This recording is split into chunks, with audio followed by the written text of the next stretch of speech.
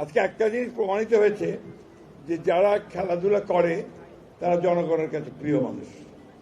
কারণ প্রমাণিত হয়েছে যে আজকে দেখবেন এখানে যারা এমপি মন্ত্রী হয়েছেন এরা সবই কিন্তু মোহামেডান ক্লাবের সঙ্গে জড়িত। দ্যাট মিনস এরা জনপ্রিয় মানুষ, এটা কিন্তু সার্বজনীন। আজকে আমার জন্য একটা অত্যন্ত বিরল ওকেশন, এই জন্যে যে ছোটবেলায় যখন রেডিওতে খেলা শুনতাম তখন এই মোহামেডান ক্লাবের খেলা শুনেছি, আমাদের তৎকালীন পূর্ব পাকিস্তানের এবং কলকাতার মোহামেডান স্পোর্টিং ক্লাব। পরবর্তীকালে মোহামেডান ক্লাবের স্পোর্টিংয়ের সঙ্গে বিশেষ করে কলকাতার পরিচয় হয়েছে, এটা আবার একটু অন্যভাবে সাহিত্যের মধ্য দিয়ে। অর্থাৎ তখন যে উপন্যাস বা সাহিত্য লেখা হতো সেখানে মোহামেডান ক্লাবের অবশ্যই উল্লেখ থাকতো এবং দেখা যেত যে তখনকার দিনে কলকাতায় যারা বাস করতেন তারা মোহনবাগান আর মোহামেডানকে নিয়ে এবং ইস্ট বেঙ্গল এটা নিয়ে তাদের সেই উপন্যাস, তাদের সাহিত্য গড়ে উঠেছে।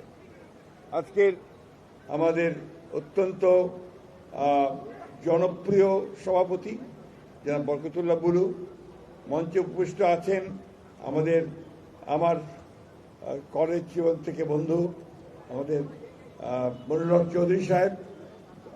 সকলের নাম বলতে গেলে অনেক নাম বলতে হবে। আমি শুধু বলতে যে এই মোহামেডান ক্লাবের যারা সুহৃদ, যারা ভালোবাসেন মোহামেডান ক্লাবকে, এবং পরিচালকবৃন্দ, কর্মকর্তাবৃন্দ এবং আমাদের মোহামেডান ক্লাবের সাবেক খেলোয়াড় এবং সদস্যবৃন্দ, আসসালামু আলাইকুম। আজকে একটা জিনিস প্রমাণিত হয়েছে যে যারা খেলাধুলা করে তারা জনগণের কাছে প্রিয় মানুষ।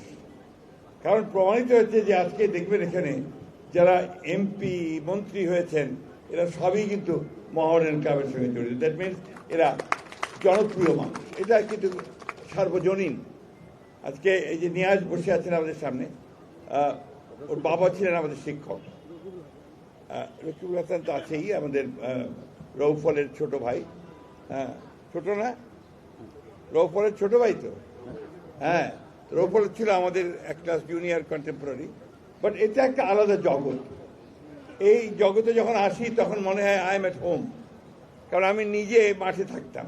অবশ্য আমি একেবারে মফস্বলের মানুষ, আপনাদের মতো এই ঢাকা মহানগরের মানুষ ছিলাম না। নান্ডু সাহেবের খেলা দেখে খুব ভালো লাগতো, মনে হতো যে সত্যিকার অর্থেই নান্ডু একটু ভালো খেলছে। ক্রিকেটের সঙ্গে বেশি জড়িত ছিলাম, একসময় ক্রিকেট কন্ট্রোল বোর্ডের মেম্বারও ছিলাম। কথা বাড়াতে চাই না।